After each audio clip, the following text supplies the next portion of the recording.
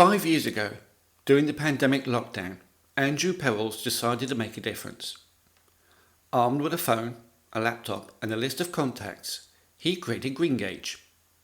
Since then, him and his team have changed the way venues, hotels, and the event industry as a whole views and takes action on sustainability. I had the pleasure of talking with Andrew, during which he shared how he got started, his inspirations, and some amazing yet very troubling statistics. We also discussed why company culture matters when it comes to sustainability and who is driving the change to do better. Listen through to the end as Andrew shares the one simple thing you can do right now to make a difference.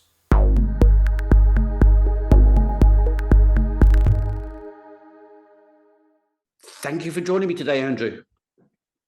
Very good to be here, Bob. And we're going to talk about Greengage. Okay. And in particular, your involvement with Greengage. Okay. Yes. Well, if you look at my business card, it would say that I'm CEO and founder of Greengage. I've still got my original card from 5 years ago, which I printed off. Oh, cool. And so 2020, the business started. And the whole aim of it really was about helping in the corporate travel and events market companies to be inspired, be empowered to be more sustainable. That's the whole concept that we started with. So that's the business that I've been running for this amount of time. And I remember starting off day one with my mobile phone, a laptop, and a list of potential contacts. And this was the same week that we had lockdown during the COVID epidemic. So it wasn't necessarily what you would design for starting a new business, but that was what happened. And funnily enough, although it was a very difficult time, it turned out to be a time that companies thought they would use their time where they had no customers to talk to think about things like sustainability. And so actually the timing was quite good, and we've never stopped since that time, and we've been very busy ever since then. Yeah, I mean, I started what I'm doing back in 2020. So I know a lot of people have gone through some very difficult times. Fortunately for me, I've found it a productive time. And I think you've done the same. You found it a very productive time, and you've contacted other companies who have also realized that even though they may not have as many customers or the income's been restricted, but it's been time that they've decided to use to focus on a lot of areas, but one in particular has been sustainability. Yeah, exactly. I mean, because my background before this has been in travel and events for many years, and I've always been interested in sustainability, and I've tried to do things personally to do recycling, travel by public transport, all of those things. But actually, back in 2020, it was still a bit of a kind of unknown for many companies. And I could see coming down the road, this was going to be kind of a big thing for corporate business. And really, there was not anyone or any businesses out there who were there to help. And I thought that would be a really good thing if we could do that. And so when the business started, we put together real sort of three business areas which we thought would help people. One was to have a certification for hotels, which we called EcoSmart. The second was to have something which we called CO2 Toolkit, because we could see that carbon measurement was getting a much bigger thing generally in terms of requirements. And then the third one was just consulting because people just needed to reach out to somebody to say, how on earth do we answer this question in an RFP? And having worked for a number of travel management companies, it was so interesting to see how probably 6 or 7 years ago there might have been in a client RFP you might have had 2 or 3 questions about sustainability. It's grown to, I've seen recently, 50. And if you Wow. don't know, 50, yeah. That's an increase. That is definitely That is an well. increase, yeah. Well, Yeah. going back to 2020 when you first started, Yeah. was sustainability seen as something that corporates and travel and events, was it something that they realized they needed to do something about, or was it still seen as something they should do as well? Not the level of importance that we see now, but back then, was it something you had to persuade people that they should focus on it, or was there a dawning realization that they needed to do something? A little bit of a combination, but I would say that when we started, there was a lot of explaining what it all meant. What's climate change? What is sustainability? What's all this stuff about net zero? And how does that affect business? Because I think there was a general perception that something was going on, but not so many companies were uh, demanding, we're going to do something here, and very few companies took it as something that they could hold on to as kind of almost part of their DNA of the business. And now there's a lot of companies who really live and breathe it. And at that stage, it was what boxes do we need to tick was probably more the approach. Yeah, because until it's actually become much more mainstream. I mean, it was almost like marketing. Oh, we're sustainable, but they weren't really. No, no, no. I And there's think also certain aspects of greenwashing where people are saying, we do this, we do that, but they're making a real minimal effort. But you yes. can see there's a big change now. For what you seen back 5 years ago when you first started to now, there's been what 100% improvement, 1,000% improvement. Without a doubt. Absolutely. I think as well, it's funny because you were just talking about greenwashing, which again was a term that most people hadn't heard of then. But in the intervening period, a lot of companies felt they should be saying things, putting it on their website, and then thinking, actually, are we overstating this? Is there anything behind it? Realizing it could be quite serious from a reputational point of view if you say something that's actually doesn't have too much facts behind it. So sometimes people have gone the other way now, and it's green hushing, thinking let's just not say anything, and then we we're not going to have a problem. Green Which, hushing, that's a new term. I've not heard that one yet. So yeah, oh that's a good yeah, one. But the thing is, absolutely. when it first started, when people were going, I'm actually even better than that.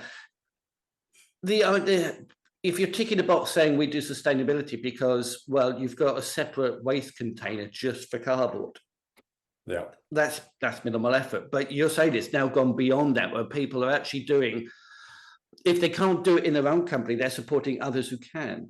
Yeah, yeah, absolutely. Well, it's funny because when I mentioned there was 2 or 3 questions in an RFP, they might be, what things do you do to be sustainable, and how do you handle recycling? And you might say, oh, we've got bins where we put our paper, and we support a charity. So and then that's a tick. Now, of course, totally different from that. Um, but companies are needing to do a lot more in terms of E, S, and G. So it's not, I think people, when you talk about sustainability, the first thing that comes to mind is really environment. And of course, that's a really important part. But the whole social part of it, and what you do as a business for your staff, for your stakeholders, for your clients, and in the community is as big now. This is a big this is a big area, and actually we're seeing a lot more even in company tenders where they're asking questions about social value. So that whole area is quite new, social value, where you have to demonstrate the things you do as a business and what effect they have within the community and all that sort of thing, and try to put a value, an actual pound value on it. And the government are kind of have been at the forefront of this. So what we're seeing is, I think sustainability is evolving more and more. And what companies are also realizing is you might do it because you want to really help the planet, and that's the best reason. But things like the Green Claims Directive, for example, are now compelling people to have to do it, as is the fact that you have to, for many companies, you have to report your carbon emissions in your annual report and accounts. And so that's fine year one and maybe year two. But then if it's not looking like it's going down, that's now an issue. So Oh yeah, yeah. If people are not seeing those improvements, yeah, that's well, right. that leads me to another question then. Yeah. So, how aware are you? You deal with venues. Yeah. So, how aware are you there where the venues are asking these questions and asking for your help and support? Is it being is it coming through the event planner or the client that's looking to book the venue? Are they asking questions and then the venue's going, I have no idea, we need to ask an expert? Is that the route it seems to be taking? Yeah, I think so. What we have found is that companies are looking for a lot more granular detail. Whereas at one time they might have said, is this venue sustainable? Let's have a look at the website. Yeah, it looks all right. I think it is. Now they're saying, what's your carbon footprint? Are you able to measure the carbon emissions of your events? And even now they for venues and actually also event management companies, there's now the sort of a move towards saying, do you have science-based targets and have you got EcoVadis certification? And some of those areas are where we certainly get calls with people saying, help, I've got a huge client here. They say we have to declare our science-based targets. What are science-based targets? Can you help? Well, that's a great question. Actually, could we just roll back slightly? You said, was it EcoVadis? Yes. What is that exactly for anybody who doesn't know? So EcoVadis, it's a it's an international certification which is designed around key areas of sustainability, E, S, and G, and is orientated towards business. And basically, you can get from I think it's bronze to gold, and a large part of it is things like ethics. So it's not just kind of what you might think of like environment. It's a lot around procurement, ethics, human resources, the policies you have in place. It's quite a difficult one to achieve, but it's become a bit like B Corp. It's something that's been recognized generally. So companies think, well, when we're looking for some certification, those are a couple that they particularly look for. Oh, okay. Yeah. And ESG, I can never remember what that stands for. Oh, yes. So environmental, social, and governance. That's the one. That's Yeah. it. Okay. There's so many acronyms. I know. There's well. I come from a tech world. I used to be a service engineer, so I know that there's plenty of what they would call TLAs, Okay. TL. three-letter abbreviation. Ah, right. Okay. I'm with you. We have there's like PPPs as a key one, which uh, is planet, people, and profitability. So that's another one that people kind of use to try and describe sustainability and what it covers, So there's a lot of those, too many of them.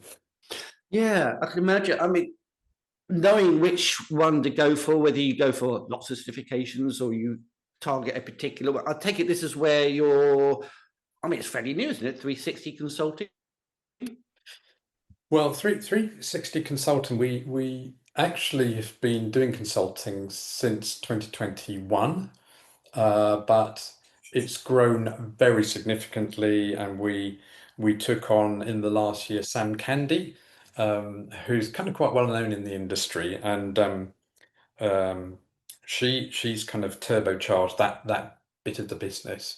But yeah, it's she's she's found that there's a lot of requirement for things I mentioned. There's certainly EcoVadis, certainly science-based targets, um, but also within that whole area, training as well, in sustainability, because I think it's really important that within an organization, particularly anybody who's client facing, at least understands that the basics. Everybody needs to understand the basics. And that's around, when we talk about those acronyms, net zero means if you are talking to customers, you do need to know these things. So the principle that we have with Greengage 360 when it comes to the training side is we wanted training which was specific to our industry, because there's lots of general ones around, but there's a lot of specifics around events and also travel that people need to know about. And we wanted it to be very accessible, and we also didn't want it to be too expensive because it's training's important, but these days companies don't have the budgets they used to have. So we've tried to make this work in a way in which it's very cost effective, and it's kind of so you could even just have we have training which is recorded training on different topics, which then you get a kind of certification, personal certification after doing those, and we're just really pleased with that because it's just increasing the awareness. And everybody, if you take a hotel or a venue, you kind of need everybody, no matter what the position, to just understand the basics and therefore to then act accordingly when it comes to, I don't know, something like recycling, making sure everybody Yeah. puts it in the right place. But not only that, if you've got event planners or conference planners, meeting planners coming to a venue and saying, we need to know the following sustainability things, Yeah. they've got lots of questions about it. If the venue staff are not up to the terms and not quite aware of what it means, your self-paced training courses are going to build that awareness and explain things so they can actually have those conversations Yes. and quite possibly actually win that client. Yes. Yeah. That's exactly right. Because it is looked for now. And I think you have different groups of types of customer who are having events and the degree to which sustainability is important to them. You've got those where it really isn't important. In fact, they're kind of like surprised that it's even something they need to talk about. That sector is growing, not growing, it's getting less and less and less. Um, then you've got the biggest sector, the middle, where companies and organizations think, yeah, I'm not quite sure what we need to do, but I feel as an organization, our event should be as sustainable as possible. And then you have organizations where it's very, very important to them, and every element needs to be sustainable. And those are the ones in particular where you can't drop the ball if you're the venue, because they may have well picked a venue specifically because they believe this is going to be a sustainable experience. Well, that's the thing, isn't it? Because if sustainability, green issues, eco, um, all that sort of thing, I mean, if that's become part of the company's DNA, then it's everything. Yeah, It's the way they conduct themselves and business. It's everything. So if they approach a venue and it doesn't match that sync, it's not a connection, no, no, then no, that's not good. no, no. Exactly that. So we find that when companies are looking looking to have a sustainable event, probably the first port of call is, well, make sure the venue is a responsible venue, and then all the things that go around the event as well. But that's a good starting point. But Uh, also the willingness to actually adapt themselves to meet the client's requirements. This can't be just, well, this is what we do. If you don't like it, just move on. no, that's right. I mean, one of the things that I really believe is that when if you're doing an event and you really want it to be a great success, and you want to have sort of pulled sustainability into that as a living part of the event, then you have to ideally align five groups' expectations. Uh, and those five groups really are the company who's paying for the event, Yeah. the delegate, the venue, and when I say the venue, I'm thinking about the sales part of the venue, and also the catering part of the venue, and the agency. So it's quite that now. If all of those people are aligned, then it works because you've set the right expectations. And therefore, if somebody's decided we think it'd be great to have plant-based menu, or to reduce the amount of food that's given out in the coffee breaks, as an example, you need everybody to understand that that's happening and why that's happening. And then people are then it works. If you say at the beginning of an event, today's event, we're being as sustainable as possible. You're going to notice some differences, maybe, compared to other events you've been, but there's a reason for that. We want to be as sustainable as possible. So when it comes to lunch and the food breaks, this is what you're going to see. People then realize why it's being done. But everybody needs to be aligned and comfortable with it, and not panic into thinking, oh, where are all the donuts? Yeah, yeah. Well, this is the thing. It has to be a continuous thing. Yeah. You can't suddenly, we're a sustainable venue. We sort out our rubbish. We switch off lights, but we brought in a shed load of food for you. And it's all meat based, which is very disappointing. As a vegetarian, I get quite disappointed when everything seems to be meat based. So Yeah. So, I mean, I'd say one of the things that when we set the business up and everything we've done uh, since then is all about, if I had to bring in two words, I'd say it's continuous improvement. So, because a lot of our business is around certification, when you say certification, the thing that probably you conjure up in your head is literally a certificate with a signature on it. That's a certification. Your homework has been marked. Great. And we'll come back in 3 years' time and see how you're doing. Um, but I suppose the principle I had when I started this was, couldn't we be a bit more imaginative, a bit disruptive, perhaps? well, this is the thing. I mean, if you sort of work really hard to get to the point where you get awarded a certificate, you can't then just, oh, we've got it. We can relax now and go back to the old ways.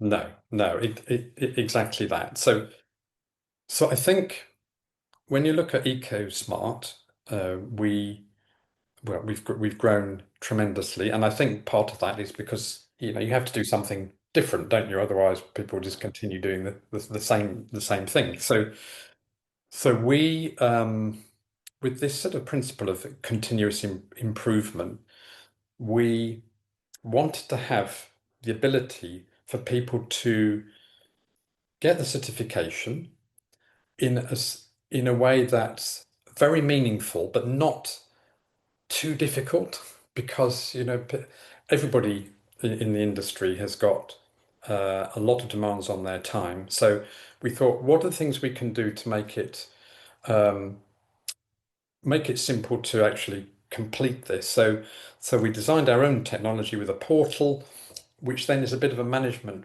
portal for the people who are completing it. And by the way, this is for hotels, venues, and so on, but also we do the same thing, but for companies. So a lot of event agencies have also done this, taken the EcoSmart Yeah. certification. So we came up with a portal and we thought, wouldn't it be good if, let's imagine, because you can get bronze to platinum depending on how much you've got in place. But if you've got silver, you might think, yeah, I wanted platinum. I don't want to wait 3 years for that. So you can actually take actions which then move you up to another category. And actually, about I think in the last 12 months, 37% of all eco smarts have moved up a band. So we love this because it's kind of an incentive for people to do more. And they say, well, what are the things we can do that get us to the next level? So that's what I mean by not being a kind of a flat certificate. This is something which is dynamic. Well, exactly, because moving from one level to the next may take a big change on how the company culture. It might take a change in the way the managers and staff think about things. It might even include structural changes to the office or the venue Yeah. to a company like this. So you can't do that all in one go. No, And no. you can't do it all in one go in a very short period of time. It has to evolve and you have to improve over time. Yeah. And I'm Well, sure some companies can do that quicker than others. So you have to have that sort of that path of yes. improvement. Yeah, yeah, absolutely. Yeah. I mean, I was at a hotel yesterday, and the last time I was there, I think I might have had my COVID mask on. It was like, must have been 21, 22, something like that. And they were quite it was Brooklands Hotel, by the way, Okay. in Surrey. And they were already doing some things, and I said, what you really should do if to make a big difference, but particularly if you want to reduce your carbon emissions, is get have solar panels because that you've got a very good area, roof area, which could make a difference. And it was so good seeing them yesterday. They said we put these in at the beginning of the year. It took time because we had to work out the ROI and get sign off. We now have them, and it's reducing our energy and our electricity bills. And it's so nice to see things like that. And as you say, those things take time. Other things you can do much more quickly. So it's always a mixture of quick wins and things that might have a big effect but can take a bit longer. I've seen those changes, not firsthand, obviously. I mean, I get sent articles, press releases, I read the news. Why Boston Lakes in particular, Yeah. they've seen how they've changed over the time I've been in the event industry, seeing how um, they've now got hundreds, thousands of solar panels everywhere. They're Yeah. almost, if I think they actually by now probably self-sufficient on electricity. Yeah, yes. I mean they're very, very they're very good in that area. And we are increasingly there's almost a solar panel race now to see who can get the most and who can get off grid. So places like, well, talking of grid, Silverstone, for example, if you've ever been there, the big kind of stand roof, they've covered that in a huge number of panels. Uh, Etihad Stadium in Manchester, all three that we're talking about, they're all eco smart. They've put a lot of panels on their roofs as well. So, I mean, it doesn't. These are big ones, but actually, we've seen a lot of venues, even small ones. It does make a difference, and yeah, this is one of the things, particularly when it comes to reducing carbon emissions, and we know that by 2050, everybody has to be net zero carbon. And that's kind of seemed okay in 2020. It thought, well, it was a long time to get there. Now it's getting closer, and 2030 has always been a bit of a benchmark year by which time companies should have cut by 50% their emissions. You have to look for things which are going to make a big difference, and that's probably one of them, which is why companies are investing in it. But also, Yeah. getting to the stage where, as you quite rightly pointed out, it is just about possible to be off grid. I was at Kiel University. They do the great event venues there.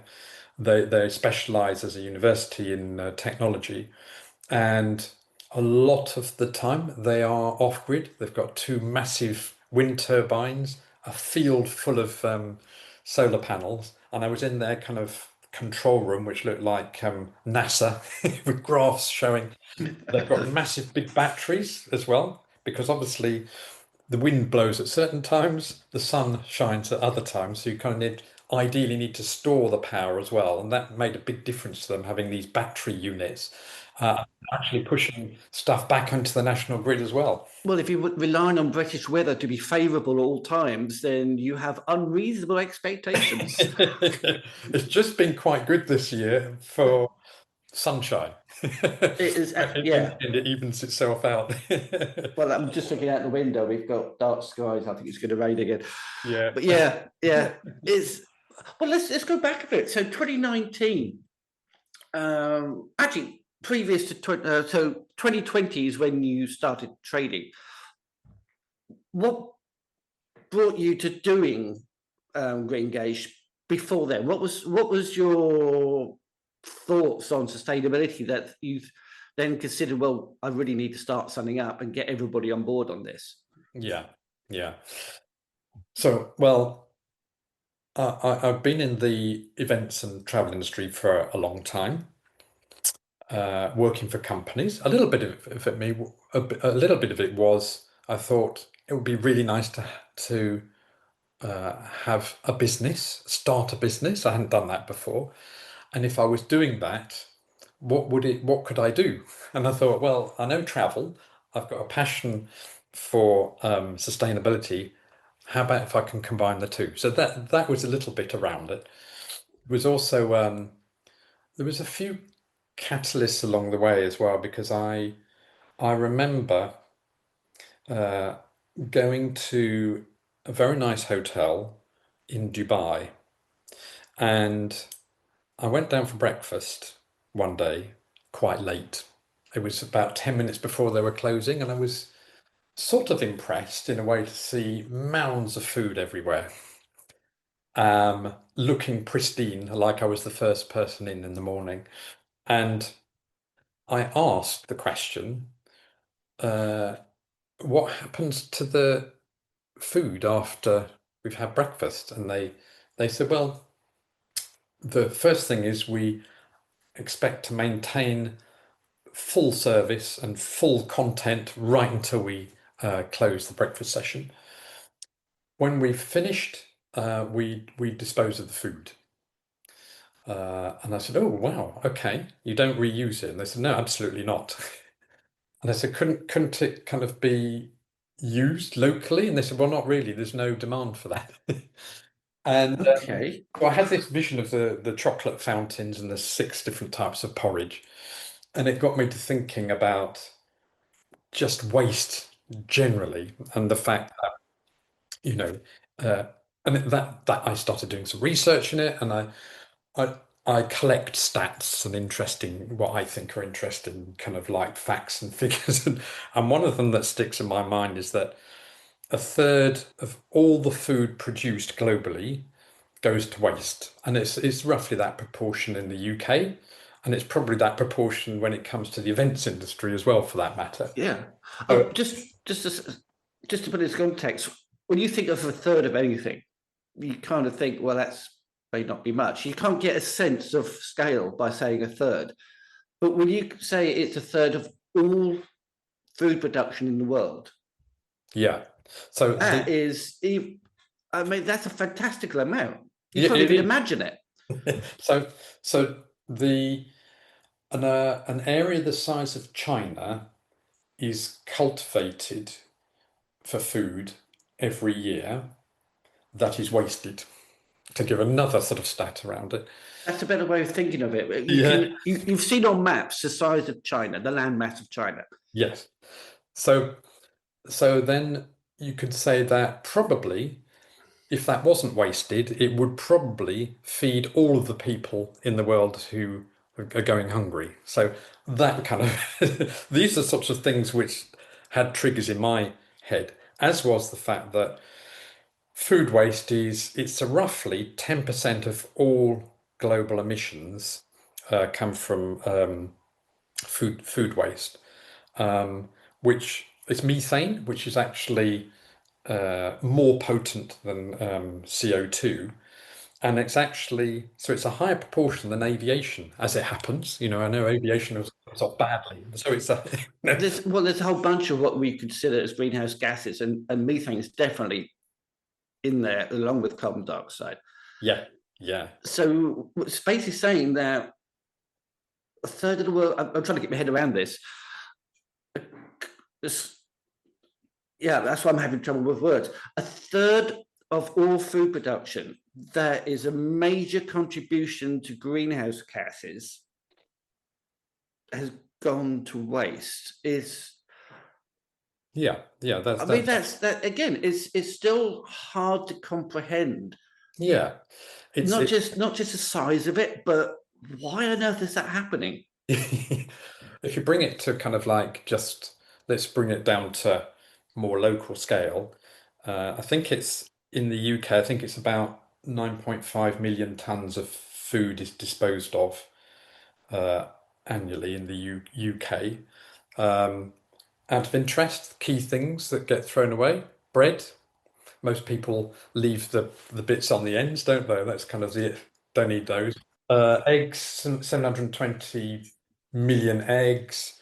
And when it comes down to events, the biggest things that get wasted are salad, vegetables, and bread rolls. Particularly if you've got like a buffet. Buffet creates waste, doesn't it? Because Yeah. we all go through that process of you start at the beginning of the line, you think I'd quite like some of that fish. Plus, of course, what goes with fish is steak and some curry and some pork and some vegetarian food. And you've got this plate that you would never ever choose. Well, if you're not catering for vegetarians properly, and if you're not actually understanding the cultural differences that are required, yes, you're going to have food left over. Yeah. So, so I think around all of this, then we you know this is one of the catalysts that made me think, okay, our industry does a lot of good, does a lot of for the economy, a huge amount for the economy, but we are part of the problem, and yet we could be part of the solution because we're very influential, aren't we?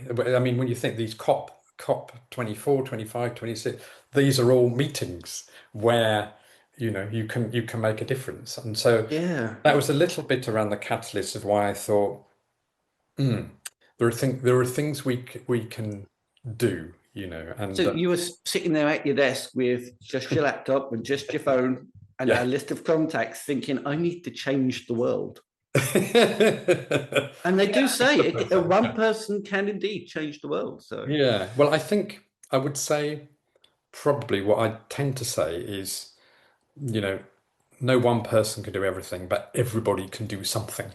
And that's I still believe that's what I believed on day one. I believe it now. Some people say, look, it's such a big problem. I don't see that we can make a difference. But actually, I think everybody could and should do something to make a difference, and all those things add up. well, the thing is, companies are made up of people. Yeah. People do the work. And there is indeed company and corporate culture, but it's derived from how the people who work there think about their world around them.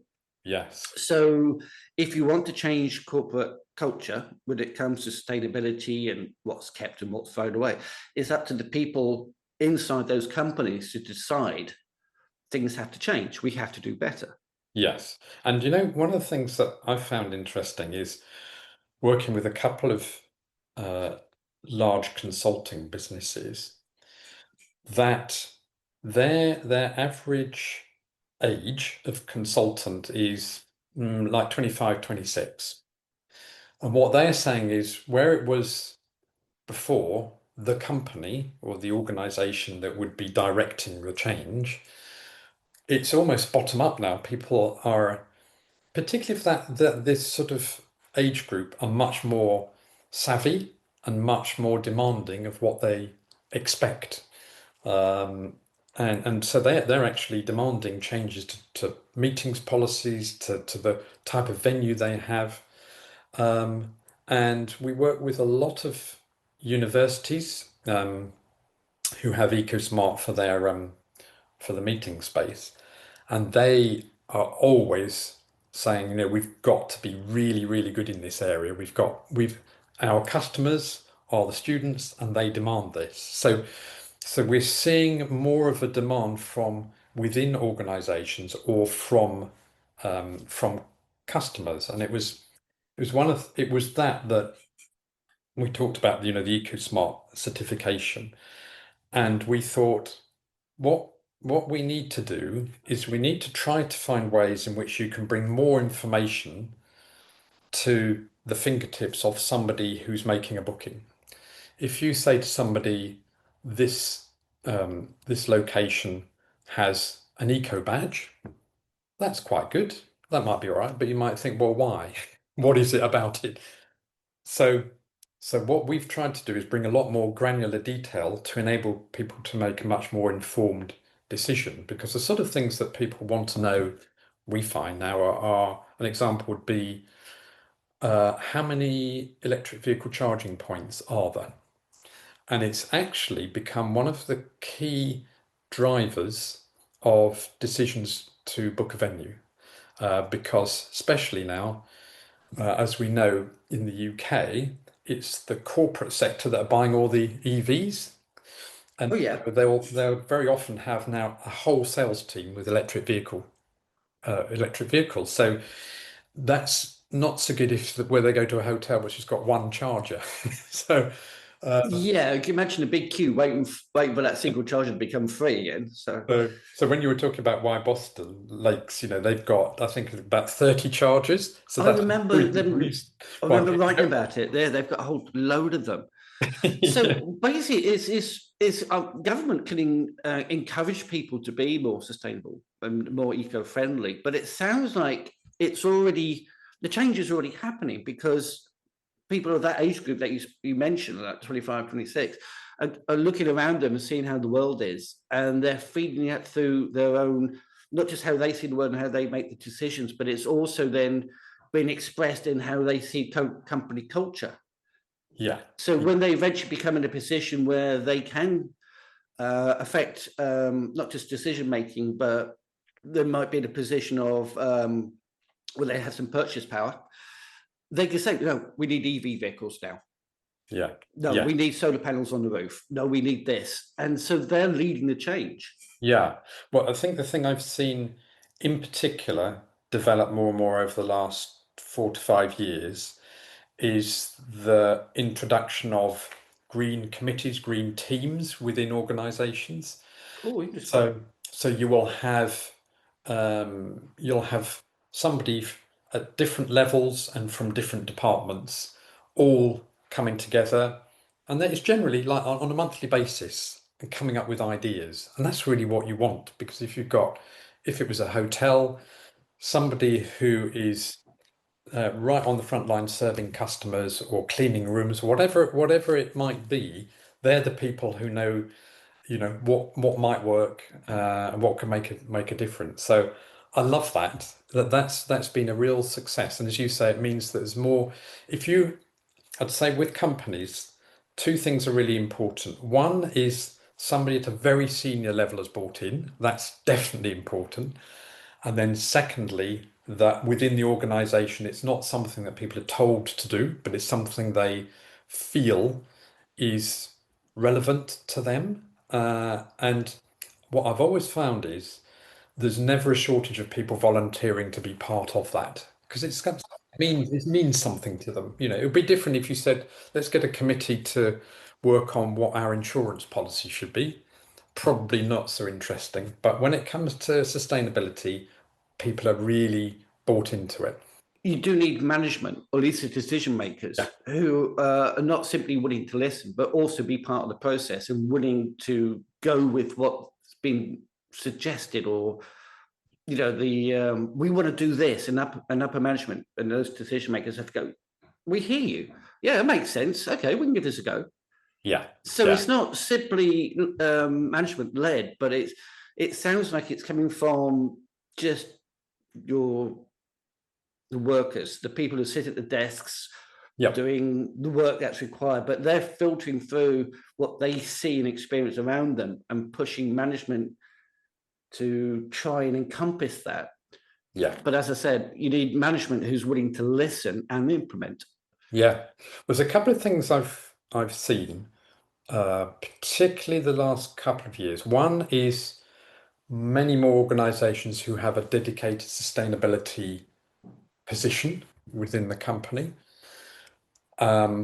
Those that don't are often, this is where we come in because they haven't got somebody and they kind of want to almost outsource it because not everybody can go to the lengths of having a sustainability person. So I think we're definitely seeing that a lot more of that, of kind of this need to represent sustainability almost officially within the business, even if it's not somebody when it's their full-time role, that they have somebody who is, you know, can be indicated and highlighted as this person's taking responsibility. It'd be like I've been to some offices where they have on the back of somebody's chairs designated health and safety for this week. Yeah. Yes. Is that sort of thing as that companies, if they're not doing, they should have somebody, even as you say, not even in their full-time job, but at least designated as the person to go to when you have a question about sustainability. Yes. Yes. And of Yes. course, that person can easily become an expert by checking out your 360 Consulting self-paced training courses. Thank you very much. Click here.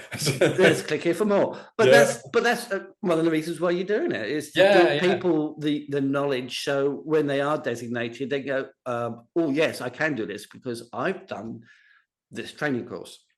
Yeah. Yeah. Absolutely. And what's pleasing to me is businesses are investing in this. It's seen as an investment. And I was looking at some stats because you were kind of saying, difference between what was it like then and what was it like now. And one of the interesting facts I was looking at yesterday was that it's reckoned about 70% of UK businesses are now taking climate action. 2021, it was about 46%. So it's a big change That that. is a big change.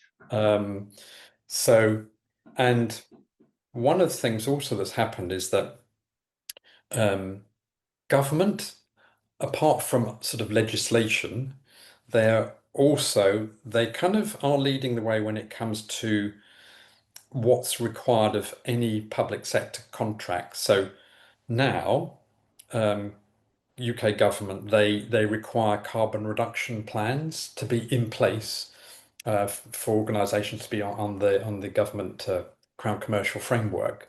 So that's a big thing, and they're wanting then a report every year to say what have you done and what is the result. Let's see the graph. Let's see how it's going to net zero.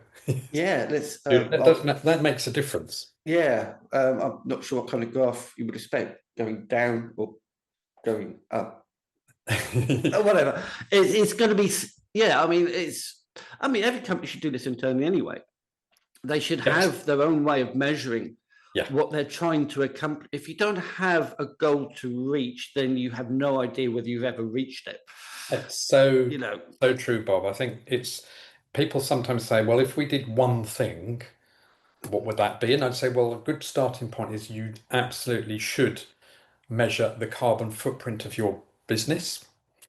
Because only when you do that will you then know what the progress is. Carbon emissions is not the only thing, as we've been talking about. There's lots of aspects of sustainability, but it's a big one. It's the big ticket item. And so therefore everybody should have carbon measurement of their individual business. What is kind of what we do with this with our CO2 toolkit. It's a big part of it. And within this industry, what we're saying is measure your events. People are kind of used to now thinking, well, let's measure the carbon emissions of travel, but actually events sometimes it's a larger amount than the travel. And one of the things that forgive the facts, I come up with this stuff, but one of the things that's really interesting to me is that very often business travel and meetings can be 60 to 80% of a business's total scope 3 emissions. Particularly if it was like consulting companies, often it's as high as that. So you can see why companies are looking to their supply chain to say, well, you need to help us. And so they're coming to event management companies, hotels, travel management companies, and saying, we need your help to do this. It's kind of really important.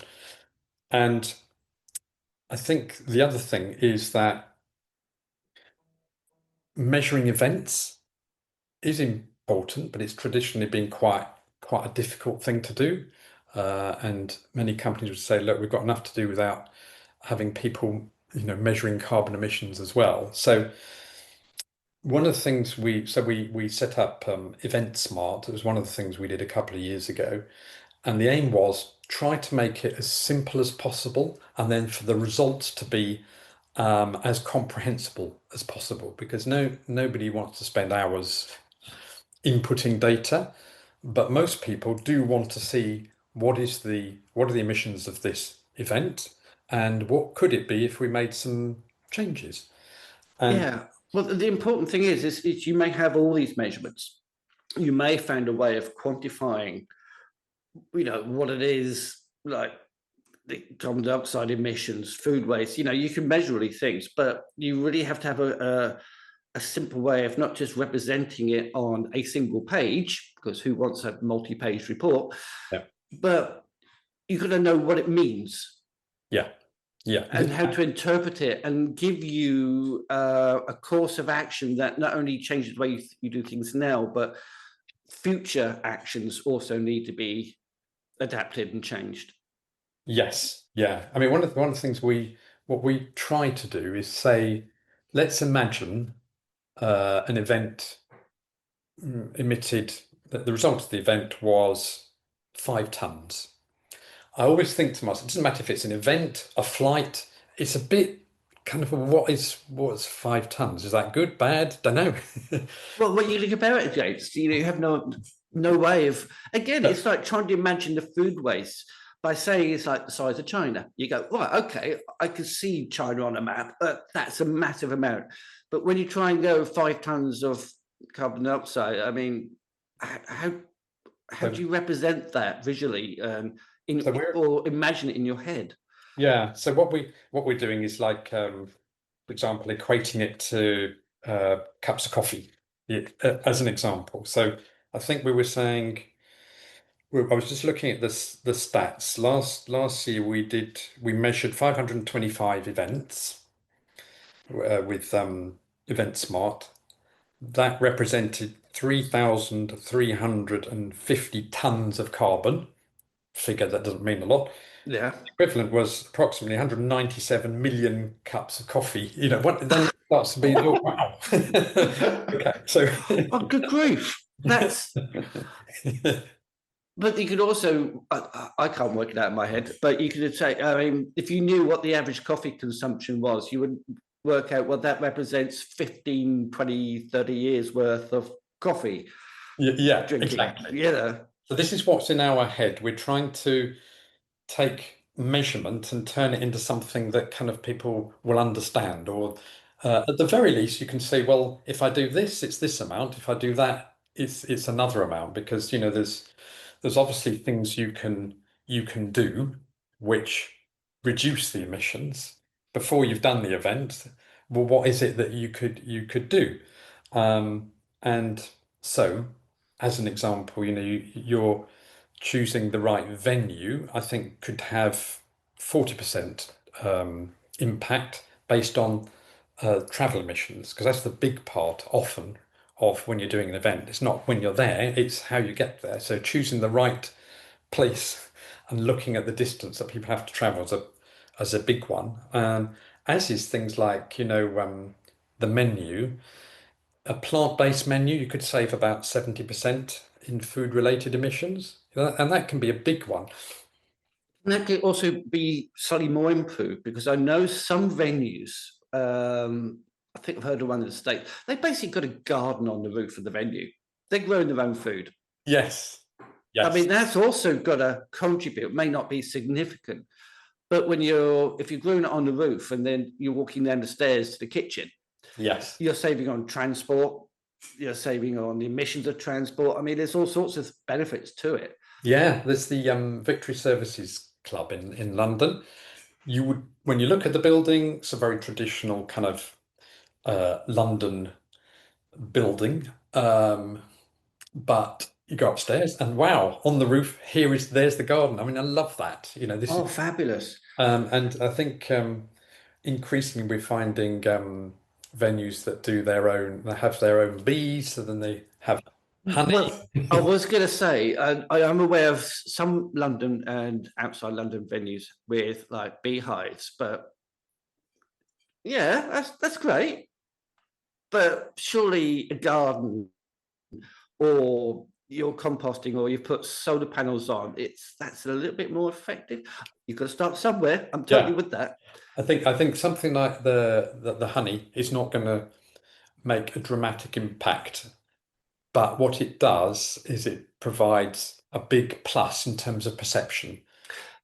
Because I think you could be doing lots of amazing sustainable things in a venue, but nobody sees any of them. You kind of want to do things where people think that's amazing. I love the look of that. I have a particular beef, which probably will end with this. So sponsoring the plantation of a tree, I think was great, Yeah. but I want to be able to see the tree. Yes. If I was to sponsor tree plant, and I would love to get the event community to join me in planting trees, but I want to do it in a place where I can go and see the tree.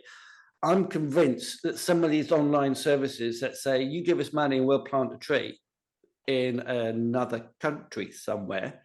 Yeah. I'm wondering just how many trees are we just talking about one tree sponsored by hundreds of people, which is not the same as 100 people planting 100 trees.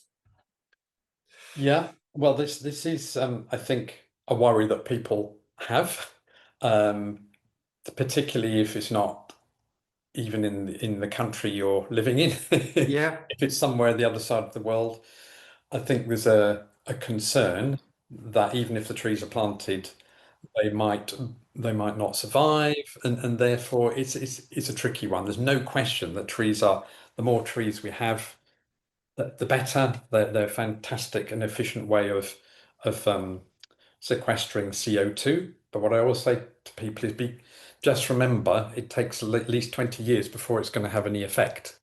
And we need things as well that happen now. So you can't. that's kind of can be seen as like a bonus activity because it's long term. And there's Yeah. nothing wrong with long term planning and putting out the trees. I'm just worried that it's become carbon offsetting has become more of a marketing thing. Yeah, well, I think what I say sometimes is carbon offsetting. I think it can be useful, but done in the wrong way, it's a bit like asking somebody to diet for you.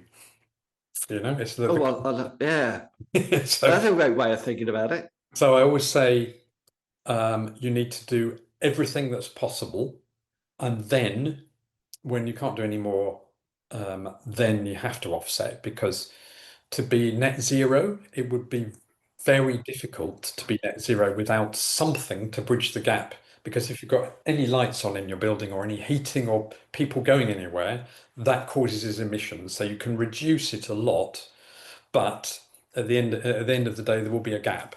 And Yeah. there are more and more imaginative ways of offsetting. But I would say it has to be something that's been very carefully verified, and ideally, whatever it is that's being invested in should in itself reduce the need for carbon.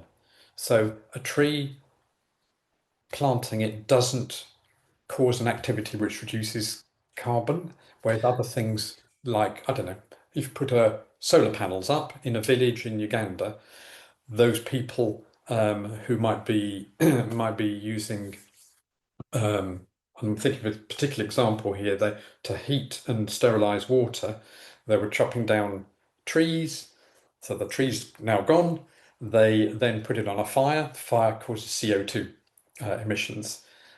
Solar panels cut all of that out, so that's actively doing something to help Yeah. the community and to help reduce carbon emissions, which is fantastic. Yeah. That's going to be the way. So, as I say, we're going to finish up. So, Yeah. last thing of all, what is the future for Greengage? What's the next thing? Well, I think we're very pleased with the progress of EcoSmart. We've got, I think by the end of the year, we'll have about 600 um, hotels, apartments, and meetings venue which are certified, which is terrific. But what we're now seeing is a move that this goes international.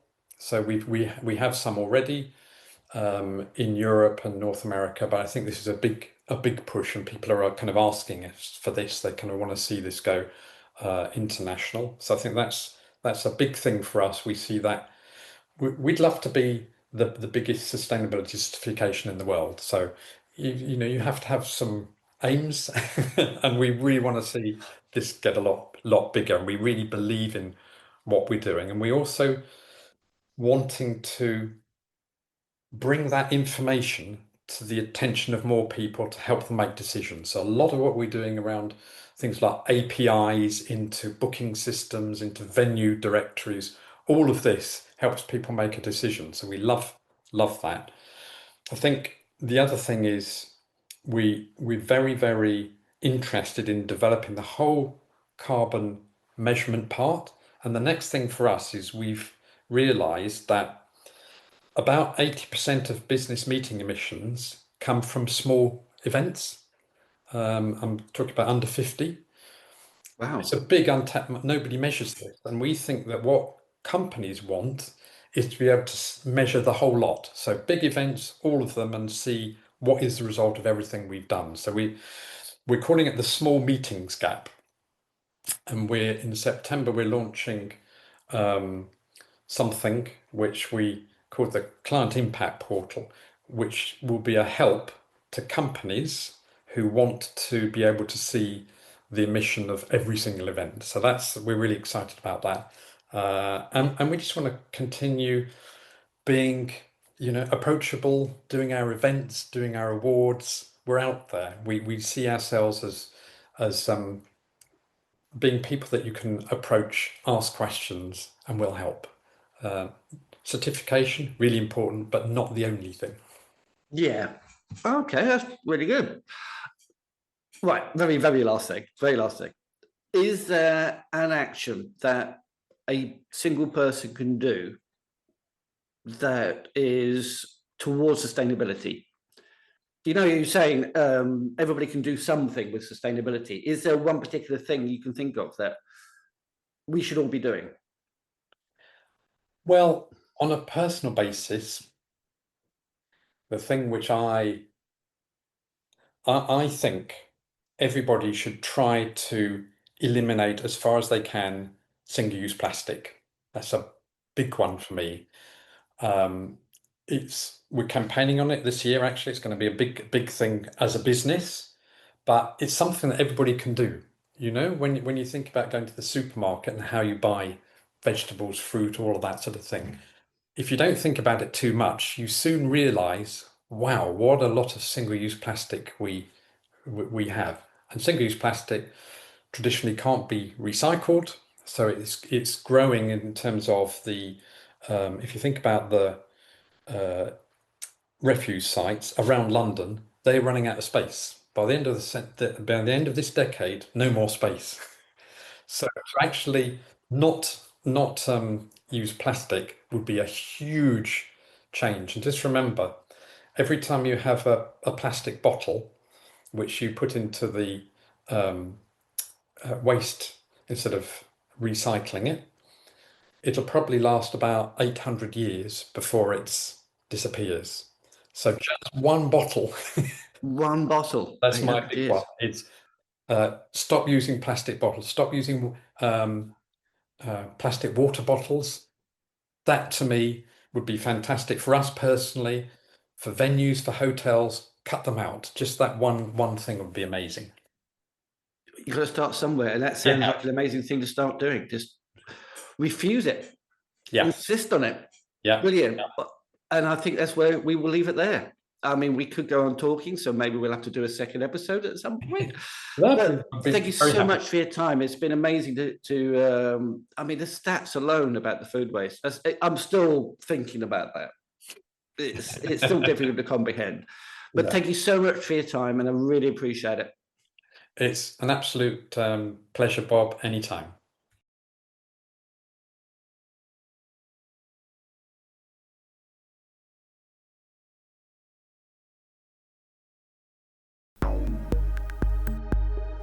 Event Plan News is supported by the event industry. It's patrons like Vivid Ink and Rare.app that helps to keep things running.